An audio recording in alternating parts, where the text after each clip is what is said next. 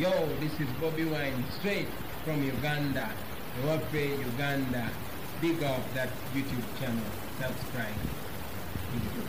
Bannange njagala bategeeza ekigambo kino. Ebintu bingi ebadde bigenda mu Uganda nga tembimanyi. Ekigulalo gye kitandise. Wetwogerera essaawa zino business mu Uganda zifudde ziweddewo. Bo abakungu ba government abasinga obungi naddala bali mu family ey'ababbi esooka gye bayita first family eno ng'ekulemeddwamu omubbi kafulu mu kubba aw'okutta abantu gwe bayita Odrek Lwabwogo eyali mu katambi ke nazanye mu vidiyo ebbiri ezayiseeku nga yeewaana mbu botakwatibwako era tali wali waggulu amateeka. Omwami ono yakulira project etunda ebitundu by'ekyama eby'abantu oba ekwata abavubuka abato ne bajjamu ebibumba ensigo wepo n'ebiwoowo ne babitunda akatale akabadduka kye tuta black market okufunamu ensimbi. Information gye nfunye okuva mu drone yange ntegeezezza nti mbategeeze bamaama bataata mwenna mukingirize nnyo abaana bammwe naddala abato abali myaka 18 okutuuka ku myaka 3 naddala abakyasoma n'abagenda ebweru okunywamu okutyabula ku mazina wepo n'ogenda out okulya ku byennyanja. Ensonga zino bazikola bwe bati. Abasajja bano badeployinga abavubuka abambala obulungi abalinamu ku busente ne badeployinga abawala abambala obulungi abalinamu ku busente bonna nga bagwira bonna Banyarwanda abali mu Kampala bakola emirimu gino egy'okukwana abaana bamawabulenzi n'ababuwala okubateeka mu nsonga z'omukwano naye ng'ekigendero si kya mukwano ekigendero kya kufuna match ez'abantu omusajja w'abaagala ababali ku demand ez'ensigo ebibumba n'emitima bwepo n'ebitundu ebirala by'omubiri. Bwe twogirira omumpembo ono Odrek Lwabwogo balina ennyumba ebuziga amaka gano manene nnyo lyeriringa essaddaakiro erikolwamu emirimu gino ng'ennyumba eno eri abando naye nga bakyagikozesa okutwaliramu abaana b'abantu okubatwala okubasaddako eppola eddwaliro ly'emulago n'amalwaliro amalago no mu kibuga Kampala bakola emirimu gino egy'okukwata abaana. Lutandika lutya omwana omuwala omusajja aveeri nga yambadde bulungi manye tebambadde basula mpigi bambala bulungi nnyo bakubengatta eddagala batambule mu motoka buno buvitiizi n'obulala ajja ng'akusanga mu kkubo ng'akwekwanya. Bwe mugwa mu mukwano ng'akugamba kimu nti manyi nti ate tujja kukola nsobi nga bwe tulina okwekuba tusooke tugende batukebera omusaayi munnaye nga galo bakutwala bakebera omusaayi kumbe tebagenze kukebera nti oba olinamu ensiri oba olinamu obulwadde obulala babagenze kukebera blood type bamanye omusaayi gw'olina gukwatagana gw'oli gwayagala balyoke bakukole ekyajabu kye bakukola n'abalenzi bwe batyo. Era omuwala asobola okuga ekigambo kye kimu tugende twekebeze naye gye biggwera bakuwamba buwambi ng'amaze okufuna match ne bakutwala gwe ne bakusaddaaka ne biggwa. Abaagala okumanya kino mujjukira omuvubuka gwe bakwata mu bitundu by'ennankulabye eyagamba nti bo omulimu baguluddemu okuba nti badde bakwata abaana abawala ne babayisa mu ngeri y'emu n'obasaddaaka. Eno ye gurupu y'embangi nnyo nga kigamba buli lunaku ekitono nnyo babateekeddwa okuba nga basala abaana basukka 20 ne batunda ebintu bino ku black market. Kino bakikola ku baana ab'obulenzi n'abaana ab'obuwala. Sabazadde mwenna balina abaana bali myaka egyo.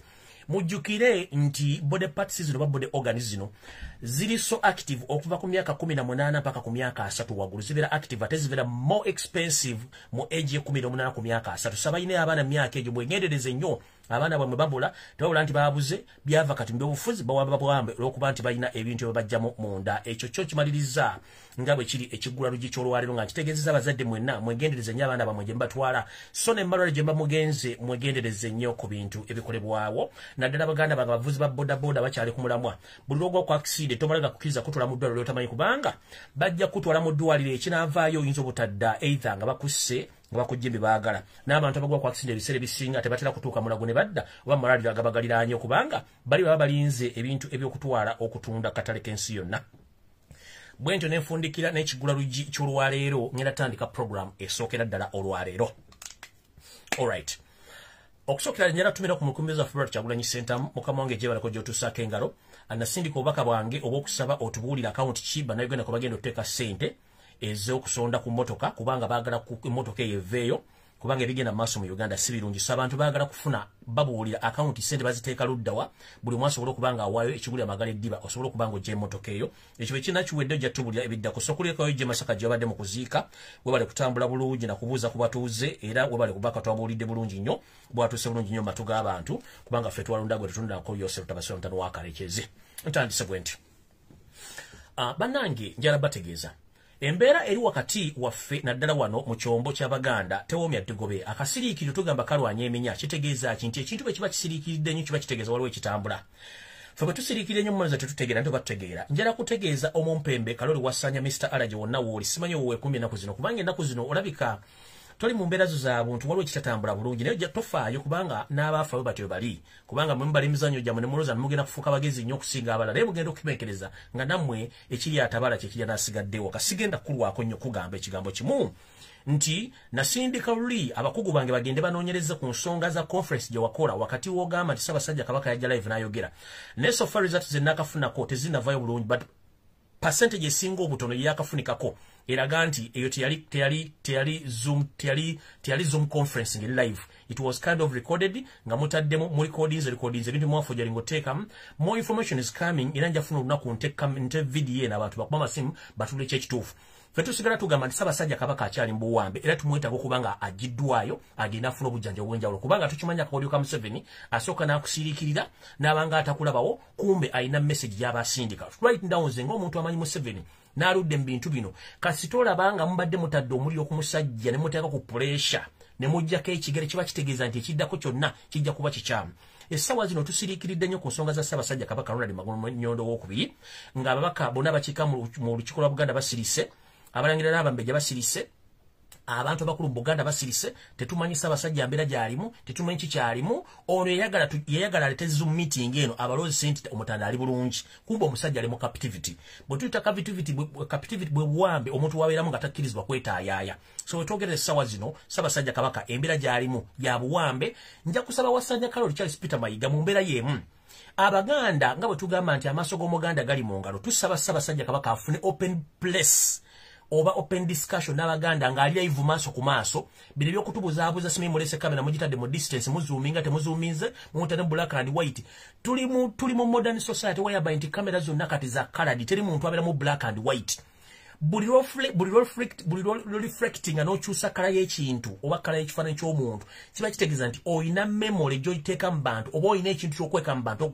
bw'oteeka omuntu mu black and white kiba kitegeeza physical appearance yo ogigyewo bo freezing ekifaananyi n'okifeezinga kiba kitegeeza oyina ekintu ky'okweka naye kati ne video gye mwalega ya zoom already ebifaananyi ebyaliwo byonna byali phrased out nga tebitegereka tebikwatagana Kabaka muddugavu ate no wa black kwa tebitukwatagana ffe kye tusaba okutandika n'olwaleero nga omumpembe tannagamba nti alina kyakola twagala okufuna Kabaka ajje mu place oba ali mu lubiri lw'ebbanda oba ali mu Bulange Mengo ajje open nga batera okubeera mu lutuula lwa Buganda atuule ensi emwogeka amaaso ffe tumulabe bulungi tutegene ti Ssaabasajja Kabaka ali mu mbeera nnungi nja kubira omulango gutakungula abasajja ba Kabaka abakulu b'ebika mwenna ab'amasaza ab'emituba mwenna abalangira n'abambejja musirise nnyo mu kintu kino era mulinga abalooza nti mu nsi temuliimu naye nga tukimanyi motiisibwatiisibwa okutiisibwatiisibwa si kyekikulu wabula okufuna information gye mulina okufunwa mutegere nti Ssaabasajja Kabaka embeera gy'alimu si nnungi newankubadde muggyeko ekigere ate nga n'obukutiisibwatiisibwa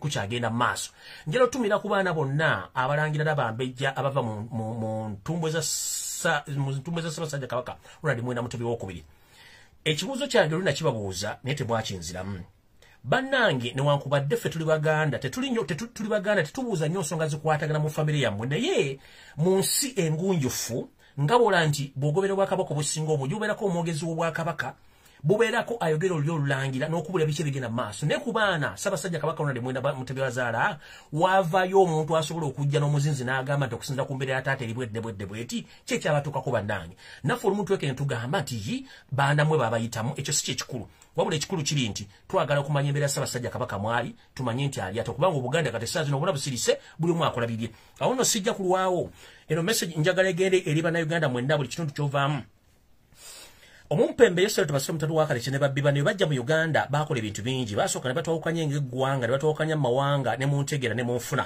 wetwogerera essaawa zino buli kitundu kya Uganda Museveni akikozemu ekikolobero yasooka mu bitundu eby'amaserengeta ga Uganda gye yakola ebikolobero n'atwala ettaka ly'abasajja abanyankolo ligino n'abeeteeka mu bo nti Baganda baabwe so nga balina mission ebasaanyawo n'obakendeza mu nnanga bo mu nnamba batwale ebintu byabwe bwe yavaawo n'ayolekera ebinyolo n'akola ekintu kyekimu Obwakabaka bonna bukyankalanyiza n'agenda mbw abalonzi n'aleka nga abusaanyizaawo nga ne Kabaka waabwe wabwa Lorenzo Lulu ali mbuwambe mu kibuga Kampala tasikirizwa kutambula okuva mu makago kutuuka kilometers 5 okwetola Kampala.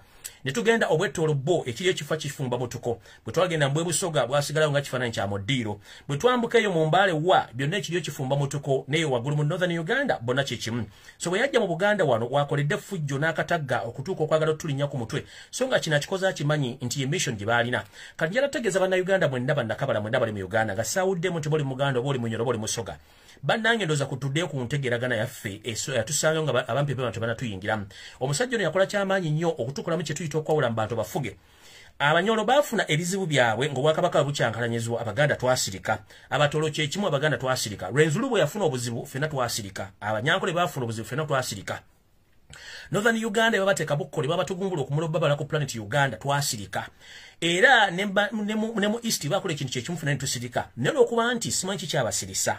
Fe Buganda bwe tufunye ekizibu tukaaba nnyo okusinga bannaffe ate nga kikulu nnyo. Era ne Buganda kyandibadde kyekimu bwakuba nti aboogeza abasinga obungi bagenze babajjawo okutuusa wevudde emiti emito egitakyasobola kwagala kumanya ne tutandika okwogera ensonga zino. Nja kukubiriza bannayuganda bonna buli mugyali mujje mu mbeera egamba temusobola kwogera mwatiisibwatiisibwa. Buli kitundu kya Buganda kiveeyo kyogera ensonga zaakyo, ensonga zigguke. Abe Bunyoro munaasirika kitegeeza Obunyoro babumazeewo. Abanyankole original munaasirika obwakabaka bwa Bunyoro n'abanyankole original bagenda kuggwaawo. Abantu mu Northern bwe naye munaasirika kitegeeza Northern mwenna mugenda kuggwa mu kasirise. Abantu mu East munaasirika obusirisi nga teri aboogera kiba kitegeeza mwenna mugenda kuzikirira lumu. Kati nze njayira okukubira omulango gutakungula mwenna buli ali mu kitundu kya Uganda please musituke mutandika okwogera ensonga zino. Olw'okuba tukuba enduulu naddala Abaganda tukikoze olw'okuba nti tubadde tutegedde nti ebitundu ebisinga obungi babituusaako ebikolobero nitamanya biki biriyo bantu ne tosulira gwa naggamba ffe tukuba enduulu okusinziira nti kituuse ku ffe essaawa zino naye nga bannaffe bonna baali batusiddwako ebikolobero bino ne tuba nti tetwasobola kufunanga amawulire oba bo bennyini tebasobolanga kweyogerera ffe tusoose okweyogerera mu nsonga eno. Nja kusaba Uganda mwenda buli omu gy'ali ng'oli Munnayuganda ova mu kitundu kyonna ekya Uganda please musituke twogere ensonga zino tuziguse muleke zirekera abantu bannammwe mwonna abasibuka mu kitundu ekimu eky'eggwanga. Awo nno sigenda baluwisaayo okuggyako okubatwala mu video entuufu olwale kubanga nabagambye kano kasavu kanyama. Tegeeza munno nti kati video entuufu etandise. Nabagambye waliwo shocking news. Olwali ennaku z'omwezi 6 omwezi ogw'omukaaga omwaka 2020 mutandise program Enowet. Mu meeting eyatuula ku Lwomukaaga mu State House Nakasero, mu meeting eyatuula ku State House Nakasero ku lunaku Olwokutaano gye bayita Hima Dynasty meeting eyatulibwamu abampembe bano. Njagala bategeeza bulungi nga ntandika video eno. Nze ng'omuntu bwe nkola programu zino sirina muntu n'omu gwe nnumba mbabulira information nga bwe gye mutasobola gisanga. Njabba gamba nti byonna bye njogera mu video bino mbi owuninga byange okusinza ku information gye nfuna. Omuntu yenna awulira nti information gye nfulumye kunyigiriza oli waddembe okukitwala nga bw'okitegeedde. Naye ate singa ebintu bino nga bivaayo nga bituufu n'osirika ng'omazubira nti bituufu kitegeeza olidde mu Uganda olukwe. So nja kutegeeza abantu mwenna abala information ebanyigiriza nnyo ne bivaayo nga bituufu ne munga nti kikino kituliko. Ate ne webuzabuza nga afukaana aba. Sirina buzibu naabo era Mukama akusaasire kubanga tugamba nti nno linda kiggweyo afumita mukira. Atalo kutambulira kusibira ya mevu gwe kennyini abuusabuusa information yange gye nfulumya. Information bwe neetuuka mu ddiro y'okufabira olwo otegeera nti ensi yakyankala nadda ate tolina gw'ogenda kuvunaana. Nze mbabulira information eno enagichallenginga munnange nze sirina buzibu bwa muntu achallenginga information yange as long as tekinatuuka mu famire yo. Bwe kinatuuka mu famire eba mu nsawo yo lwono manya nti muwogo akola akalo akalungi era nga bw'oba okalidde kayinza n'okukumalewo eki mu lubuto. Ntandise bwe nti mu meeting eno yatuula ku Lwokutaano yatuulamu abampembe bali wammanga muwulirize bulungi nnyo we mbasabira mukwata olupapula ne kkalamu muwandike information ekuba sijja giddamu buzi kyenkola sikiddamu kubanga amanyi kifulumiza. Meeting eno yayitibwa omumpembe Yoseti Bahabura tabayisula mutano wa Karekezi kubanga ye dynasty leader omukulu aliwe sawa zino ngati naye anaatera okulembalemba olwekaganga. Olw'ensonga nti omutonzi Dunda Namugereka eyamutonda obudde bwatuna ku kalenda asigaze ennaku mbale ku nsi kuno oba emyaka mitono nnyo gitabalirwa ku ngalo atera okubanga aserengeta ekaganga ewa Ssenkaaba gy'asindisa abangi gy'obeera nti ye yali afuuse enfudu tagenda kuvaawo. Yabaddemu mukyala wa Janet Kembabazi, Muhoozi Kanyerugaba, ng'omuyita Muhoozi Kanyerupama, Wepo ne Muhoozi David ono eyazze mu lumbe lwa musajja munne Jeno Katumba Amara nga yeebuzaabuza nga afukaana aba gy'obeera ng'alowooza nti abantu bajja mulaba. Mwabaddemu omumpembe Kahindo Tafiire mwaddemu Jim Wez, mwabaddemu Kale Kareches Kaihura, Abel Kandiho, David Sejusa Tiniefunza, mwabaddemu Audrin Karugire, mwabaddemu Dana Atwine, mwabaddemu Rukuntana, mwabaddemu babosi ba CMY Eso ne Iso bonna mwabaddemu Ephraim Kamuntu, mwabaddemu Johnson Byabashaija ono yakulira amakomera ga Uganda lina mannafe, mwabaddemu Salim Salekanda na George, mwabaddemu James Mugira, Doni na Bassa n'abala bangi nnyo. Ndooza amanya mugawulidde eno gye tuyita tusidanaste. Kati wano wenjagala okusimbira akati bulungi nnyo. Mumanya gemmenye owuliramu omunyankolo origino, mumanya gemmenye taliiwo. Mumanya gemmenye owuliramu omunyolo origino taliimu. Mumanya gemmenye owuliramu omutolo origino taliimu. Mumanya gemmenye owuliramu omuganda origino taliimu. Mumanya gemmenye owuliramu omusoga taliimu. Mumanya gemmenye owuliramu omuntu w'omumbala bitundu by'embala taliimu. Owuliramu omukalamoja taliimu. Owuliramu omuteeso, owuliramu omulango, owuliramu omukiyenna oba owuliramu kyembuuza. This is what I've been asking all along. Mwenna bali mu government y'Omutabbizi wa Beat bagamba muli ba NRM. Nabagamba dda to prove you wrong. Mutula emisana ne musinika obulingaya ne Yesu Omutabbizi wa Beat ne muwooza nti abaagala nnyo. But the end of the day, these people, they sit and discuss their agendas without your notification. Ekyo nkiddamu. Mwabe first member of NRM secondary school, simeti liba primary school, simeti liba university. Nobody cares about you. They're just using you as condoms. After using you, they dump you in the basket.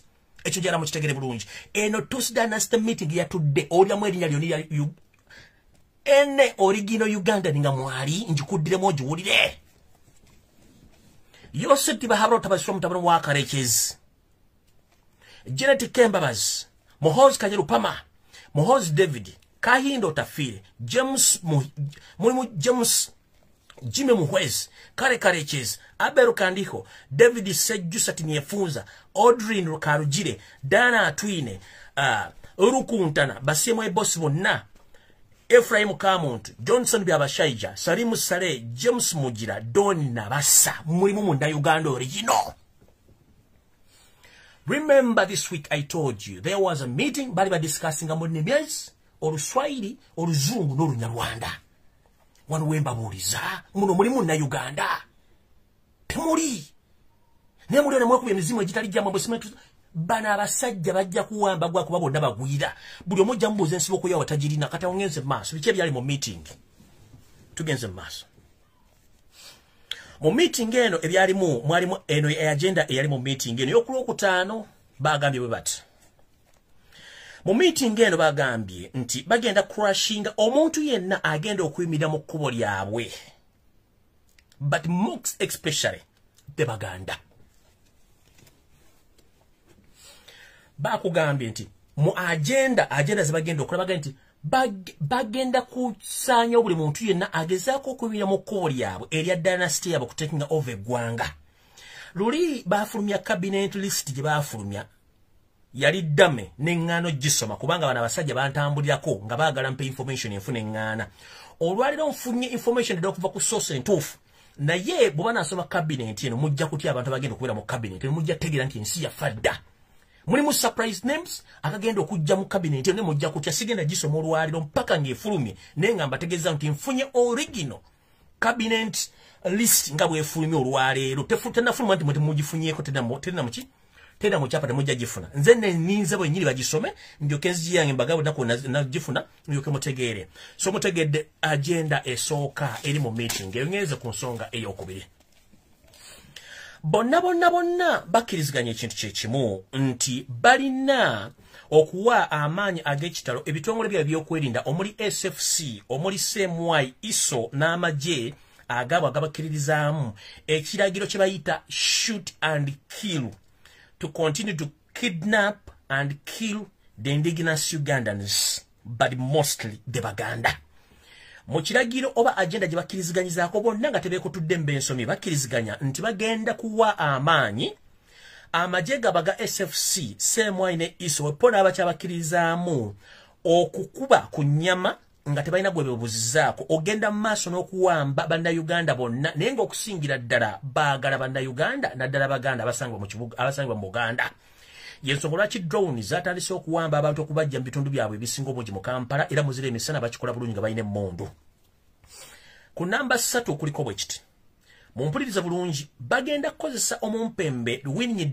Mwego muyitanga Winnie. Simanyi Chief Justice bagenda kukozesa judicial system era bagambe judicial system eno lyesiga eddamuzi bagenda dikozesa okubayamba nti omuntu yenna gwe bakwata nga bamwagadde omuntu yenna gwe bakwata nga bagadde omuconvictinga oba omusingisa omusango Winnie ne balamuzi banne bonna bali mu kooti ezo bagenda kuweebwa obuyinza oba ebiragiro nti omuntu yenna akwatibwa n'aleetebwa mu kooti tasobola kusinga musango wadde okuweebwa obuyinza oba okumuta mu kkomera be balina obuyinza ani gwe bata ani gwe basigaza mu kkomera ate nga basinga obungi tageti zaabwe tebaagala muntu yenna agenda basukka oba mu ngalo zaabwe ng'akwatiddwa nti bamuteeke mu kooti afune justice agenda kusigalayo ng'enteekateeka yaabwe bw'eri. Wuliriza wano we tulaga. Omukyala Janet Kembabazi Museveni ye yayimuse n'awa omukono gwe waggulu n'agamba bw'ati mumpulirize bulungi Mama Assassin kiyagambye. Mama Assassin Janet Kembabazi eyajja nga talina dda obwolo busatu bw'omunda yagambye bw'ati essaawa zino ng'alina amataka alina buli kimu ono yalagira n'okutta abantu batakkiriziganya nabo yagambye bw'ati mmanyi kwoli wadde mulimu ku addressinga ggwanga gye mugenda oddibba mu mmanyi kwoli yagambye bw'ati yagambye nti balina okukola kyonna ekisoboka okugezaako okuwa obukuumi n'okugezaako okulwanirira abantu b'omusaayi gwabwe bonna abahima abali mu bitongole byonna wepo ne balindi video aba bakoze omusango gwonna nga bakoze ku bannayuganda okuba nti protectinga okufuna obwenkanya oba obutalumbibwa bateeka kubanga basibiddwa oba okutuusibwako obulabe naye balina kye bagenda okubba babawe support babbe ekintu kino. Ono no ye Mama Assassin Janet Kembabazi Museveni yayimusa okwogera mu meeting eno yagambye nti she suggested that they should protect and support their blood mostly bahima against being prostituted and to help them in whatever they wish to get from the indigenous Ugandans. Do you copy? Nyenze maso. Nibagamba bwe bati nti omuntu yenna kanono kagenze mu nambanya omuntu yenna nga si muhima nkiddamu omuntu yenna nga si muhima ng'alina ensimbi oba alina amataka oba alina ebyobugagga oba ng'alina n'ensimbi ateekeddwa okuba ng'agenda kukolebwako mu ngeri yonna esoboka okumuleetera okwetamwa bizinensi okwetamwa by'alina atuuka okuba nti abivaamu bo babiyingiremu. Mu kino bategeeza bati nti bagenda kufrustratinga bannaani bakima mu bizinensi mu byobulimi mu byobufuzi ne mu byenkulaakulana basobole obalemesa ebintu byonna mujjukire mu ka audio kali ak'omumpembe Odrek Lwaboogo son in-law abolooga gy'obeera nti nno yasooka mu Uganda okuba nti yagifuga yagambye nti bannayuganda bonna balina kuba nga bakolerera oba nga baslave mu nsi yaabwe. Kino kituze bulungi nnyo nti kano ke bayimusa okwogera bagamba nti buli muntu yenna agenda kubeera frustrated era bonna indigenous Uganda basinga obungi bagenda kubeera nga bafrustratingibwa n'okubajjako bizinensi yaabwe. Kino kituzaayo. Mwalabye omwami abadde akulira na Bugabo Joint Venture omwami ono yalusuddemu akaba enfaaye yabaddemu simanyi cardiac arrest omutima okusirika.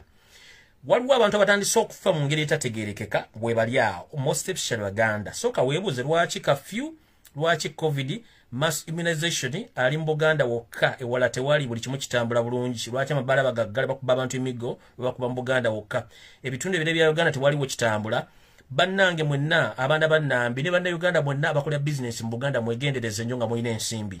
Nabagamba 1 mujesereza mu bank 2 mwegendeze ndi yamwe n'entambula 3 temulowooza nti bano abasajja Baganda bamwe baagala nnyo ne bwono yambala yero n'ofuuka omusana oba n'ofuuka omusana okusinga yero tebakwagala bajja kutta kubanga bo balina ekitenderwa kyabwe era nsaasidde nnyo buli muntu avuma Lumbuye oba avuma chemical ali nga naawe okimanyi nti oli munnayuganda nakabala linde iyo wene kutuukako ojja kuyita jjejjerebu ng'akutaasa takyaliwo ekyo kyo nkibagambye era kino nkibabulira nga sindagenda katonnomba kalala oba atiko kalala mugenda tandika okulaba nga prominent business personaries mu Kampala wakiso mukolo ntebe batandika okusindogoma oba okusinduka omukuomu nga bafa omuomu nga bafa temumbuuza kibasse kubanga ogwanyi zijja ne bagamba ebintu ebibeerawo nze ne ŋŋenda ne neewumuliza engala byange ne musigala nga muganda omusajja mulogo siri mulogo mbawo information mugitegere bulungi bakke matu bagenda tandika oba frustratinga okujjawo mu kwomu era mu kitegere bulungi nnyo nti eyabalula esiridde gwoba okyaliyo simanyi na Kiganda nakyo simanyi Mutebi simanyi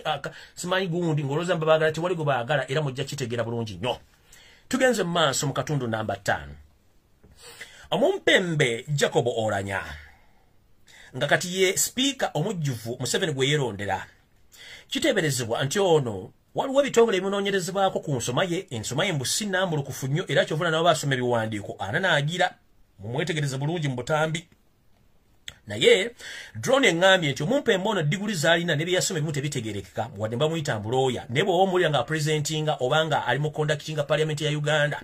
Omwami ono bagamba nti ensoma ye y'ebitabo ananaagira n'ebintu bye yasoma ebimu tebitegereka bulungi era kyovula mbu asindikibwa okujja mukola ebintu bino kubanga ye kennyini yandibanga byasoma be bamu kubayitanga mu madinisi okuba nti balina diguli empitirivu naye nga ne byasoma byennyini tebitegereka. Naye kennyini namwetegereza omwami ono nga presenting over parliament emirundi egisoose nga bintu bye tebitegereka bintu bye byafulumyamu statement nga yazikono tezitegerekeka. So nno ngeri Museveni gyagamba nti nja kukozesa abantu abo bennyini benjagala mbakozese kuba tayagala bagezi bamusinga bugongo kyovula nti Oulanya ono bamukozesezza. Tugenze maaso. Jacob Oulanya nga gwe bataddewo kati nga speaker era mu katambi kali ak'omumpembe Lwabwoga amwogerako nti bajja muleta basule Kadaaga kye kyatuukire kyaliwo era ntumiddeko mwenna ba haters abahatinga information yange ni batumiddeko mujebale mujja fiire eyo nga nze gyendi eno neewumulidde mpumuze engalabi yange. Bagambye bati mu myezi 6 gyokka Oulanya gyagenda osooka basavinga agenda bayambako okuyisa ebintu bino wammanga bibagenda okuba nga baagala bigende mu parliament nga bibiri ku agenda yaabwe nga babyagala. Ekisooka nkiddinganyerunye nti biru enebeesookedde ddala ejja kubeera yakutwala ttaka lyonna eya Uganda balitwale nga buli munnayuganda yenna tokyalina buyinza ku ttaka lyo gyo nga bagenda dditwala era nga balina obuyinza. Bagenda kuzza etteeka ery'engeri y'okusikira Museveni ekyozze kibagamba lunye. Bagenda kuddira okuteekawo etteeka already we liba lisuggestinze edda ery'emyaka 7 nga myaka 7 muno kigenda bayambamu okumaliriza ebintu bino wammanga okusinzira bonga ku nteekateeka yabwe bweri. Ntandise bwendi ku bibyo.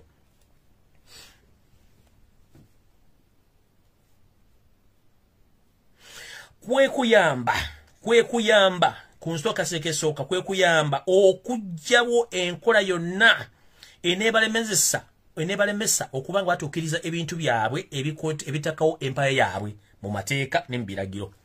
Akawaayirako okubiri. Kwekuyamba basobole okuteekawo okukwatagana wakati waabwe bonna abaali bakyankalana okuva edda kye tuyita to set their differences between the Hima families who were in the meeting like 40 years back when they were trying to capture Uganda. They sat in a certain meeting in the western part of Uganda.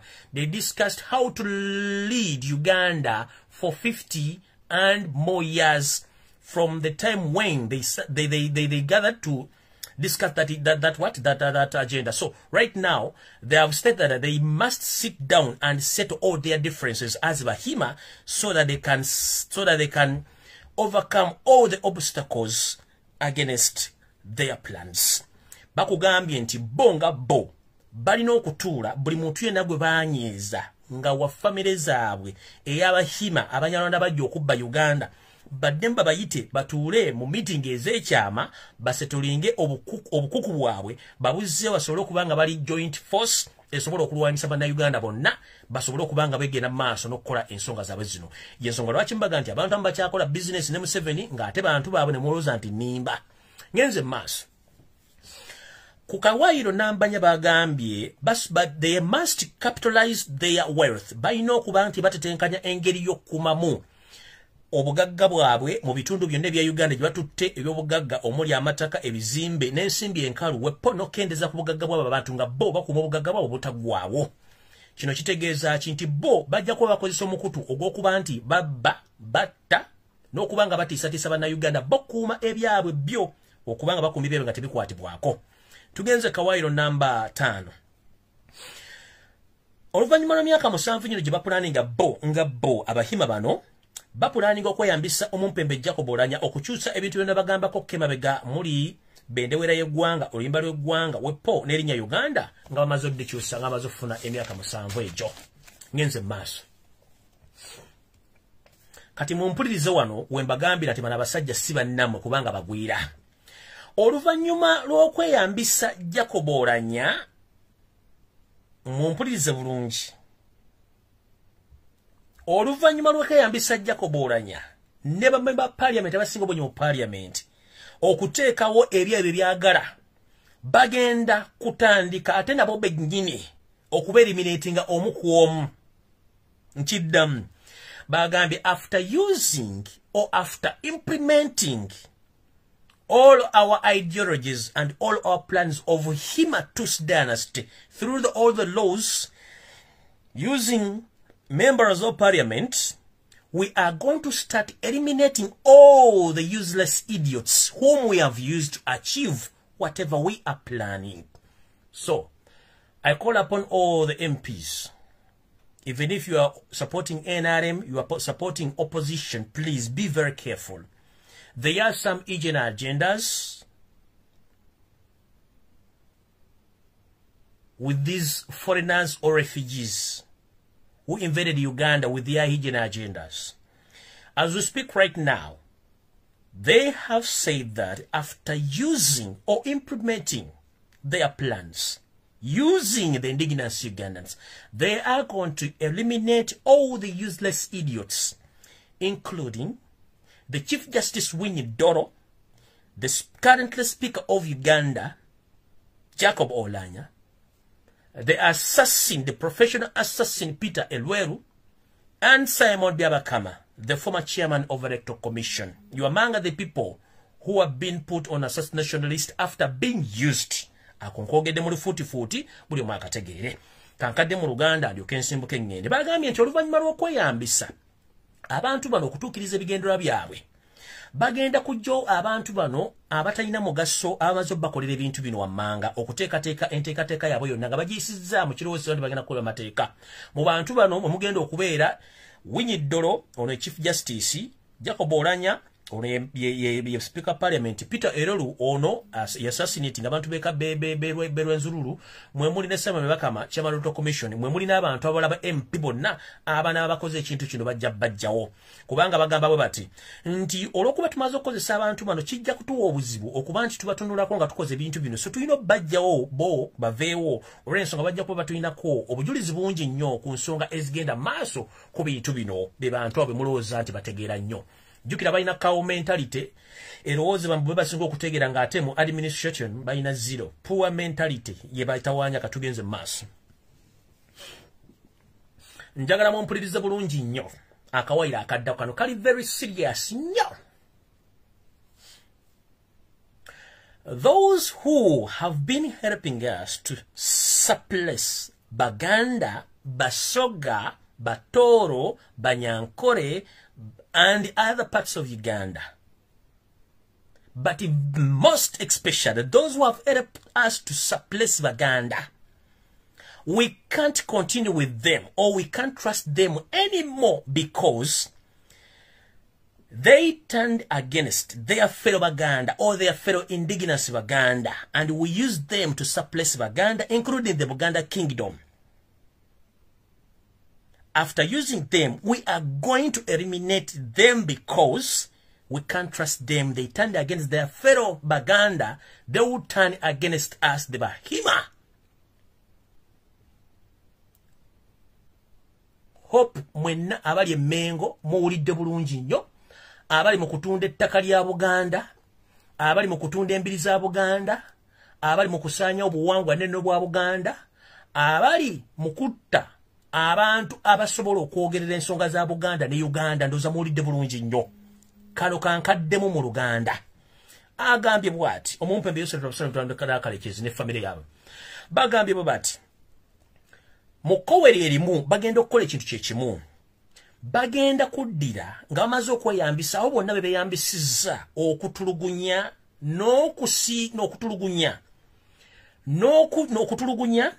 n'okukyankalanya Abasoga, Abanyankole, Abanyoro, Abatooro, n'abantu abalala ba Uganda bajja okusingira ddala abasobodde okutulugunya Abaganda n'Obwakabaka wa Uganda nga muli ne Ssaabasajja Kabaka Ronald Muwenda Mutebi bagenda kujjawo omu ku omu kubanga bajja kuba tebakyasobola beesiga mu nsonga nti kubanga nabo bava mu Baganda bannaabwe ne bava mu ne Ssaabasajja Kabaka ne bamuvaamu kati nabo tebasobola beesiga mu dynasty yaabwe y'Abahima kubanga bajja bakyukira nga bakyukidde baganda bannaabwe oba nga bakyukidde basoga bannaabwe bwe bakyukidde banyankole bannaabwe oligino oba batoolo oba abaki abanyoro. So nno kino kijja kutuzzayo waliwo mbagambidde nti tujja kwetaaga okuddayo okukoleramu nga bannayuganda tusobole okulwanyisa abantu bano nti munnayuganda oligino ye munnayuganda gw'osobola okulya n'emmere ku ssowaani so si bano abagwira kankiddemu. Mwenna bannayuganda buli mugyasinzira okuwuliriza oli munyolo oli musoga ova mu north ova mu east ova mu west ova mu central gye tuyita Buganda mbasaba ekigambo kye kimu tuve mu kwekoma ommange yajja okusaba eryato n'otandika okusetula emboozi ne wajjawo omuntu omulala ajja n'alisaba n'alitwala ogenda okumala okufundikira emboozi gy'onyumizza ng'omuntu eddala eryato yalitutte dda. Ekintu kino kyerosera bonna nti abasajja bano bamaliridde okuggyayo enjala zaabwe zibalaga ffe batukozesa okufuna bye baagala naye ng'ate si bannansi kye kituufu. Yensonga lwaki abakulembeze abayita mu ggwanga bafuga eggwanga Uganda temuli mu muntu alina bizinensi mu Kampala temuli muntu alina amataka kabibe bizimbe okujjako bano abazze jjo abajja nga tebalina wadde akaveera mu nsawo ate basinza okutwala n'okwonna ebintu bya Uganda. Weebuuze gwe munnayuganda gwe bawa miliyoni 2 okulya mu nsi y'olukwe munnayuganda gwe bawa miliyoni 3 ovume Lumbuye munnayuganda gwe bawa miliyoni 5 ove mu Bwakabaka munnayuganda gwe basende n'ozimba akeedi ove mu Bwakabaka bwo ogenda kudda wa? Bana abasajja balina sente epya n'ekale zibabyewo mu ggwanga balina ensi yaabwe yeetongodde gye bayita Rwanda. Kiki ekikutambuza n'abantu bano kubanga ejjanzi teribuuka na nzige? Embwa wadde ekuuma ewaka naye ate embwa tebuuka na misege kubanga n'emisege wadde famire ya mbwa naye zimanyi nti ziri mbwa. Kyetuva tugamba nti gwali eyo akyabuusabuusa information gyenkuwa sooka otule mu ddiro lyo okwate ekikopo kya kaawa n'omusooli omunnandi ogaaye nga weebuuza kiki ekyatuuka ku Uganda. Abasajja batalina obuvuna obuddo lwaki batufuukidde akagumba lwaki batufuukidde akayinja mu ngatto. Weebuuze lwaki abakulembeze bonna okusooka kussa Edward Muteesa jangu ku Milton Obote nyangu basigadde bona tekuli ayina adde eke eziwere 10 ez'ettaka tekuli wadde ayina ekizimbe mu Kampala oba ayina akeedi oba nti yaleka amataka mu Kampala ayina bano abaakajja myaka 35 nga Uganda yatandikawo dda batuuse okutwala eggwanga lyonna balitwala ludda wa bannayuganda lwaki babakkiriza okukola ebintu bino wammanga. So nno mutegedde bulungi buli alidde mu Buganda olukwe tayimu yejja bagenda kujjawo. Buli alidde mu Busoga olukwe tayimu yejja bagenda kujjawo. Buli alya mu Bwakabaka bw'Ettoolo olukwe bagenda kujja. Buli alya mu Bwakabaka bw'Ebujole bagenda kujjawo. Ne yalya mu Bwakabaka bw'e Rwenzululu olukwe bagenda kujjawo. Ne yalya mu Banyankole banno ba indigenous Banyankole olukwe wallahi bagenda kujjawo kubanga emission yaabwe bagenda kujjayo enjala. Mulindirire bwagenda okusoma cabinet bwana bagisomye mu nnaku zino mpawe kaaga olw'ensonga naye ali mu kutya abantu bamutaddeko pressure asome cabinet nenga gyagenda osoma akimanyi nti balina tteeka mu bantu baabwe era mugenda kyewuunya nnyo cabinet egenda kujja mujja kutya n'okutya abantu bagenda okusoma wadde muyinza okubaamu bo ba indigenous Ugandans ne bajja kubanga tebalina kye bagenda kukola. Wano nno wenjagala okufundikirira ntandike security alert wammanga wano mara okuwummulamu n'okuwummulamu.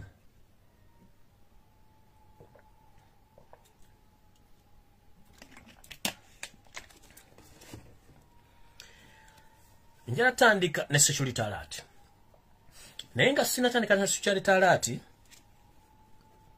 ebigambo bingi ebyogerwa ewaka ne Bulaaya. Ku nsonga lwaki njogera ebintu bino ne bibeerawo amu ne balowooza ndi musezi ndi musawo Muganda oba nina kyendi sirina kyendi ndinga gwe Munnayuganda. Ekizibu kye tulina Bannayuganda tutya nnyo aboogera amazima Museveni abajjawo ayagala nnyo abantu aboogera obulimba. Bw'olaba ng'omuntu alumba omuntu atamulumba manya nti alina amusindika. Bw'olaba ng'omuntu ali concerned ku information etamukwatako ng'omuntu n'akuvuma oba n'avuma Lumbuye manya alina ekimusindika okuba bwe tuyita obumba tuutu. Bwe mba sikwogeddeeko nti gwe kino kigenda kutuuka kwate gwe kikwatirako wa lwaki olumba Lumbuye lwaki omuvuma. Bwe tugambira nti Ssebusiru bwa njoka buluma nnyinizo bw'anafa zigenda kulyawa. Nga bwe tugamba nti amagezi gaba ga muntu esso si mugejjo abantu mwandibadde mufuna ku nsonyi muterera wansi n'omanya kye kigenda okuddawo. Olwaleero eno gye ngenda okukola egenda okubeera security alert yange esembayo. Ezisigadde nja kuba nga nzikola ku post sigenda kuddamu kuwa security alert wadde n'emu oba nga njikola ku TV kuno oba ku live kuno. Kubanga abantu abasinga obungi batanasoga nti musajja ate simanyi mulogo musajja siri mulogo bannange. Mbagambye teri TV ejja bwa amawulire gano. Teri radio egenda bwa amawulire gano. Teri muntu mu Kampala agenda kuwa amawulire gano. Abamba tusenoga nti musajja bagenda bamukwate simanyi bamuzze atubulya natta abantu. Ne weebuuza bano basomera ludda wa era balya mmere kitu jimma abaana baffe. kwega mulokuba basiriwaza mulaba teratabizi mulabi mansulo ku TV mula bintu bitategereka ensimu agiva tumwala kulya information gwali yalowooza nti ndi mukusika binyomo omanyi sede kazi bakanteeka konze ng'omuntu nze nakateekebwa boko bukwadde bwa ddolo buwera 20 okunjigga nkyaliwo nandibadde nasirika dda goloza ze sina bizibu nandibale sikiriza sede zaabo kubanga ndime sede zaabo za kikolimo goza saagala nsi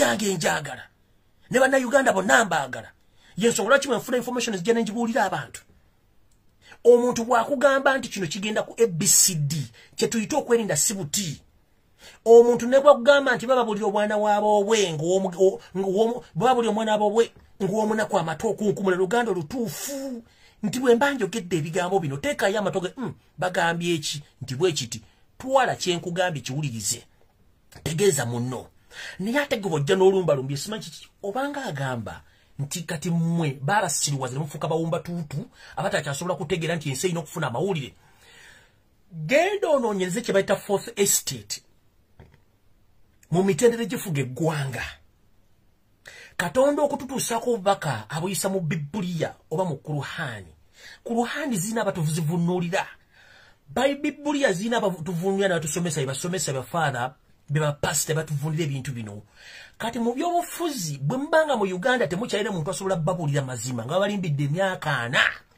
babulira ebintu ebikyamu omuntu naiva nakuwa information entufu n'ogaa nti omusajja alimba oba akola ekigambo ekikyamu then gwoba osaana genda ku nsaasi bakubira ensaasi emizimu n'emisambwa egyewa magikadduwa nnema jimuzibe jakutula ku bwongo bakusiba akatambala buli muna Uganda loba nasengula amalalo ga jjajjawo baga kitono tegera nti ensi esana okukyuka muganda wange mweberere muzukuke fena tutujja kubanga nsende batusobola okyupa emu abantu kyasobola okwogera nkyalina omukisa kano nakyanzikiriza okwogera I can talk I can speak but ask yourself what went wrong to other people who used to talk where are they right now those who used to talk they were assassinated. Who are those who right now are speaking? They are nowhere to be seen. Babata. Njero kubulya mu Uganda omuntu yali asinga okwera bamuta doctor bali bamuita muzaata bamutta. Kubanga yali ayogera. Anas Kalisa yali ayogera bamutta. Kirumya moyo gwagwanga yali ayogera bamutta. Abantu bangi basabadde boogera. Sabasajja kabaka badde ngave n'abuli Obuganda n'abuli abantu banene kino kiwede ne bamutaddeke bamu obutuwa musajja twali atawaana kubanga naye ayogera mumwagala abantu bagenda baga bintu bikyambi mwagala okuwulya bimansu lusimi timukyagala kufa ku nsi yammwe abantu bali mu diaspora maze emyaka 5 kubanga basubira nti ensi egenda kukyuka era bw'olinnya engino osigala nga tosobola kumanya nsi bwegenda mu maaso kitegeeza gwe n'ojoli watusala njagala baga maze information gyenkuwa o subscribing ku TV ne no jisasula no laba TV nzi yange tekuliko subscription ya bwerere eno information teri TV yegenda kuwa teri radio yegenda kuwa teri kintu kigenda jikuwa Kampala apart from me ila nze ngendo jikuwa believe or not juporo bajirekeo but if it happened to your family then you regret that this gentleman came out and spread the information but I didn't take it seriously. I don't blame anyone but it is my responsibility to come on social media to inform the public about the situation which is taking place. Ekiri atabala chekiri nasigadde waka. Linda Kigweyo afumita mukira. Mpulukutu za misota zigena na migomeka. Kati gwali eyo yogeza ekirini ngoloza nti gwosinga okutegeera njala kugamba. Njasigala nga njibawa bagitwalenga bweri ekinabawo kijje nze sikyatya ndasala leerwe. Sirina gwentya. Ntandise ne security alert mu meeting yemweno bagambye bati. Bagambye nti bo okufa bagamba bo okuswala lwakiri bafa. Mujjukire njagala bagamba bajjajjaffe jjajjanga ali awo ku TV senga wange ali ku TV kojja wange ali awo mukulu wange muganda wange mwenna bakuze emyaka bali myaka 4 okudda waggulu. Abamu adduka mu Uganda ng'emaze okutabuka. Abamu ne mudduka kiwalazimu okutaasa obulamu. Abamu ine ebintu bimwaleka byagenda biwandagala. Abamu mumanyi Museveni n'okusinga nze mumanyi. Abamu musigadde muga nti singa omusajja akira n'afa tugenda nakukola n'embaga. Nebo otunuulira zino embaata ente eziri wano ezakagula TV eziri mu sofa set yakuterimo nagamba Uganda ntereevu kiba kitegeeza gwoli mbaata ya neti. Eyakalaba mbu gwomanyi Uganda weri wetekedde okuba oli mbaata ya neti kubanga tomanyi kikyolowooza mu bwongo olw'okuba olina sofa olina TV mu ntebe ne ka fridge n'olowooza nti gwensi eyo okuma ku fridge n'olaba ng'obwongo omuntu alina obwongo mulinganga bwa zike. I'm sorry to mention naye mulina okutegeera ensinga bw'etambula. Uganda togimalira ku ddiro lyo wootuddawo mu kalumu ka 10 by 12 mb'otudde yensi. That is not your country. The country is bigger than your sitting room or your bedroom. It's like each and every person during Museveni regime, each and every person has been taking care of his family only. They don't care about others. That's why we have a huge number of members of parliament, but all they're useless idiots. Nothing seriously they have discussed for the behalf of Ugandans. Buli mwafa kulubutuli. Kwangenda funa milioni what about the others? Ensonga erinti buli wetunuliranga gwe tosobola kulwanyisa gwanga, tosobola kulwanyisa mulabe. Olina okutunula beyond your expectations. People are suffering, you are there tissing. People are suffering bw'olya milioni 5, si olya milioni. What is milioni 10? Abantu baafa mu luweero nga balwanira kuleta zino embaata zino ziri mu State House. Abantu baafirwa amataka ga baafirwa family zaabwe tebakyanadde abantu babaluganda bakola ebikwano nga baleta zino embaata ziri mu State House. Njala kugamba ono omusajja ne banyarwanda banne abajja okuwamba eggwanga bajja balina kaki. Right now Joe yazina akinambo kanga asimanya abulire eggwanga ebintu by'ekisiru n'agambye mbu okulwanyisa obuli bw'enguzi obukenuzi tugenda ku employinga abaana babagagga. Bwe yakigambye kati njala kuzzaayo ko emabega kati I'm teaching these mbata zanet. And it is ducks zen teaching kati zensomesa mubatudde mu kadiro ka 10 by 12 oyina TV sko yambala bujini n'ogaziwa mu kkubo oyina akamotoka ka vitiz noza mweseko ku vitiz njera kusomesa yavudde abasajja abanyarwanda bayina omutima omubi. They don't forgive and they don't forget. Ntidam. Those people who came to occupy Uganda as refugees, they don't forgive and they don't forget. They use you, they dump you, and they continue.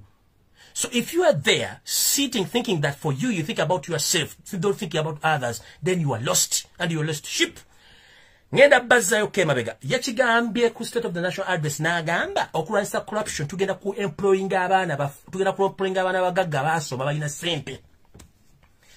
Mu system ya Tus Dynasty y'Abahima bagamba tulina okutta education system to make it very expensive so that any indigenous Uganda can't afford it is taking place right now. Do you copy? Nyenze mass.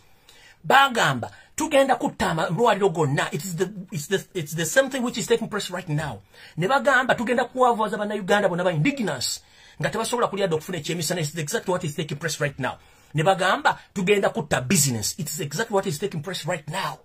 Ne weebuuza bano bategeera lunaku ki kati akugambye balina okuteeka abana mu system nga bali mu magye bali mu busomesa bali mu university bali wamu nga bamaze obasetinga. They are now set. All DPCs and other all DPCs Banyarwanda babuze their background tebasobola gikubulira. SFC is full of Banyarwanda. CMI SO they are full of Banyarwanda. The entire system is full of Banyarwanda. Now they are set using their friends in the system. Kati yakugambye nti bagenda kwesa abaana baabwe abagagga bayingire mu system okubeera mu byobufuzi okulwanyisa corruption. Kati njala kusomesa akantu kamu. The Monitor, the paper that built the nation, volume number 001, Kampala on Monday, January 1st of March 1996. Egulire lyagamba Museveni yagamba only the rich should rule, says President. No, Museveni yagamba only the rich should rule, says President his son. Ono yakiziza jo tamusobola kukota amaso adukaluga kyekigenda maaso. You can't open your mind nolinga atambula ajja ube engalabi ye tamanyi kigenda maaso mu ggwanga naye ali awo awuza mbu simanyi propaganda wakamulya. Katugenze maaso. Kino kyali mu 1996. Today is 2021. Yakyogedde. These people, they don't forgive, they don't forgive. They know their mission. They are going to use you, but wale bintu byamanga mbitegeera era mbitegeere buli nga babitutte temweche mugenda bakola okujonga mwerwanyeko mweka musituse. Ekyo yakyogera mu mwaka gwa 2096. Enaku z'omwezi ali mu Ogwokusatu, lwalirwa Monday yakyogera. yakyogedde Jokolo teyakyogedde kati mama bagagga kyabali mu Kampala bani abavuga emmotoka bani abalina business abalina akedi bebani if I may ask abana bwe mbatutte mu Middle East abana bawango ngusibagenze mu nsi za Bulaya bali eyo basula bubi ba mama basula bubi batata nenga kino kiri mu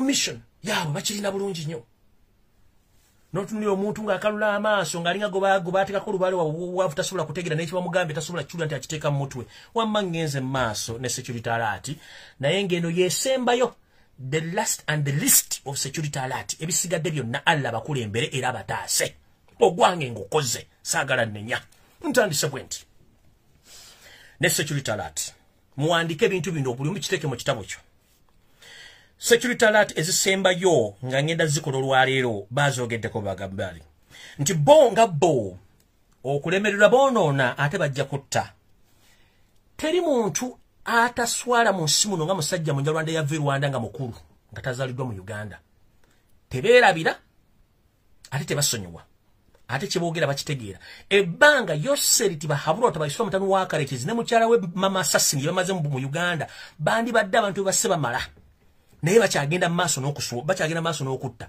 ne balemeddwa ensi ne exposing ati badde basse Katumba wamala era balemeddeko baagala kutta kati bannange ngenda kwogera olukala luno lwaleero lusembayo bwe weewulira musaagala ontwale bubi kuluba mulimu n'amanya agakomyewo mulimu n'amapya naye bwe weewulira musaagala ontwale bubi kubanga guno omulimu gwange nange simanyi lwaki njogera kuba nandibadde n'ebyekkola na family y'okulabirira nandibadde nsirika nengamba kabibeewo naye engeri gye mmanyi Biblia bwegamba nti bw'osirikira amazima omuntu n'afuna ekizibu kiba kitegeeza omusaayi gwe guli mu mikono gyo bw'osirikira information omuntu n'afuna obuzibu ng'obadde osobola omutaasa omusaayi ogwo gubeera mu mikono gyo kubanga oba olemeddwa okutuukiriza obuvunaanyizibwa bwa Katonda kubanga twatondebwa mu kifaananyi kya Katonda era yatuteekawo okumukiikirira kati nze okukiikirira Katonda neŋŋaana okwogera kyempulidde oba kyenfunyeko information mbandidde mu nsi yange olukwe ne bannayuganda mbaliddemu olukwe security alert esembayo esambula bweti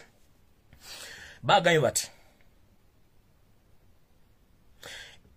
as we speak right now we still have so many obstacles in our Himatus dynasty of taking over the country Uganda. We must focus and stay as we wish to plan all our things. We must continue killing the indigenous Ugandans, but most especially those who are vocal and who are still looking into all our deals.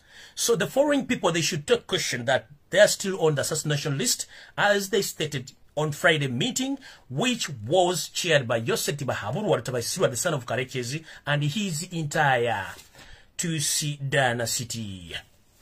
The foreign people must take caution and they must be very careful in their movements and whatever they do. Ntandise bwenti.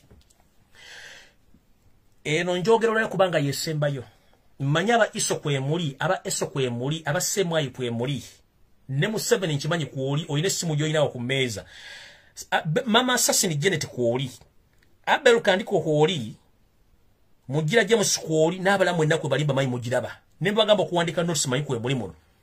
Abantu bano wammanga bukuba ko n'omwafu olwaliro oba naafa gye bujja kumujja tubulya bani abatta kubanga mugezzaako olwokuba temwaswadde kunti kuno mission ya Isiramu alemeddwe ntandise noono nambemu jjajjaffe ow'Isiramu omulangira Kasimu na Kibinge leero gwosoose taata ngenda kusaba Allah yakuwanga ku nsi kuno akukingirize gwosoose ku lukala luno olwa alert esembayo Archbishop omupya omulonde ow'Abakatuliki Joseph Zuwa naawe baakulese ku lukala luno taata ow'ekitiibwa omupya nkusaba n'obuwombeefu weefeeko nnyo olw'ensonga omwami ono abadde akumanyi naye ng'engeri gy'wali osirikidde eruweera eyo ng'alowooza nti Uganda togyagala nti oba tokyayogerako kino nno kyavudde ku kwogera ku wakoze naku z'omwezi 3 omwezi ogw'omukaaga wayogedde ku lunaku lw'abajulizi n'ogamba nti bannange tulina okubeera abeegendereza ennyo okubuuza bani abatta abantu era batubuulire kitta bantu kino kiva ludda wa nsonga ki lwaki batta abantu bano mwenna mutuddewo naye ng'ekitta abantu kigenda mu maaso temuna kimu kyogera ku statement gye wakoze yanyizizza abahima bana abanyarwanda bajja okuwamba eggwanga abatalina kigendererwa okujjako tumanyiira ate ndabula omulundi ogusembayo saagala muntu yena ajja mu bokisi kuddamu kumanyira mu ntiisatiisa okuzaalibwa kumu n'okufa kumu abaatusookayo simanyi kye bakola kuba tuyinza okubeera ku nsi kuno abatusinika ebinnyo naye nga mu ggulu walungi nnyo okusinga bwe tuli so buli muntu ajja mu inbox simanyi oli simeka alugire simeka alunyanyi simeka saagala kuddamu kummanyiira nze sitiisibwatiisibwa ebimutiisatiisa basima tugenda kutuwa bw'onoozita gw'osigale ku nsi nawe ojja kufa the end of the day tulinga mmere bw'ogira onumala ogira olubuto lugikube ate emala efulume that's the process so if you are there to intimidate me that tugenda kutta olaba abasajja bafa bayitira bamusolini who the hell are you you'll die at the end of the day all of us we shall die so bw'ontiisatiisa nga nkyasobola okwogera omala biseera ngenze maaso Archbishop ompya Joseph Zwa no Archbishop sorry I'm very sorry asose abadde jjajjaffe obuyisiraamu Kasimi Nakibinge jjajjaffe munange formation njikuwadde kuliko Archbishop Joseph Zwa ono wakinda mitiyana bale munansonyi wobwamu okozemu okutereza Archbishop Joseph Zwa owakinda mitiyana tata affe mu ddiini muganda wange tata wange message njala bagikutuuseeko nti nawe wazze ku lukalala lw'abagenda okubanga bagibwawo njala weegendereze nnyo kuzzeko owekitiibwa Dani Muliika eyawumula obwakatikkiro omusajja atasiba zikweya ow'ebigambo bye atabisazaamu owekitiibwa Dani Muliika naawe bakutaddeko ku luno era beeranga oli mwegendereza nnyo mu ntambulayo ne gy'oli ebintu kugenzeko Hajj Nadduli ne muganda wange Jakana Nadduli mwe batadde wamu kugenzeko owekitiibwa